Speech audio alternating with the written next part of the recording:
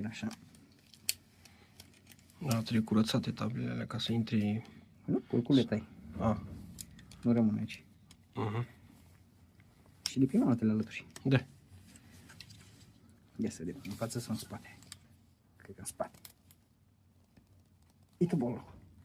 Gherțui. Unul a ieșit. Și asta iară intra greu.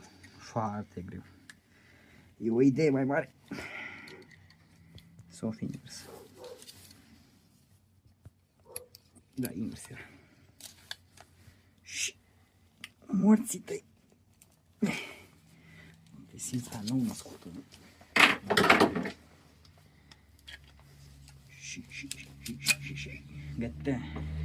Taie-le alea acum cât... Așa. De ce l-am băgat înapoi? Ca să stau. Să caut iar, că nici proțimentul ăsta.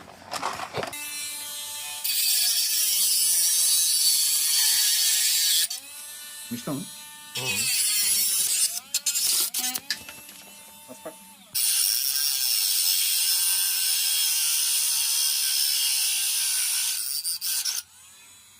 Trebuie să mușcă din mine, de avea.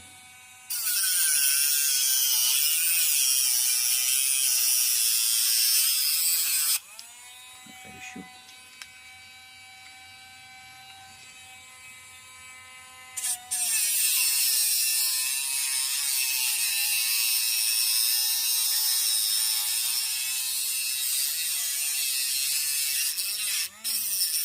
Îmi place jucăriile astea. Mă tot mănâncă undeva să-i dau cu blană. Să văd cânteiuțele cum ies. Mi-a fost frică de i-am dat.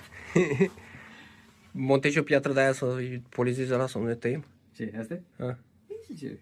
Astea ne fac în parte între picioare. De sus. Hai să salt asta în sus. O dată. Sus. Uite, vezi roată. Unde mă scrisul? Haide-l încoși. Nici, încă. Așa. Și acum se începe bubuiala. Unde-i crezut, mă? Așa. Ușor fecă, nu. Ce că nu știu cum parcă-ți vine. Bași crezul undeva. Opa. Treci încoci. N-ai cu ce să mă ajuți, stai liniștit.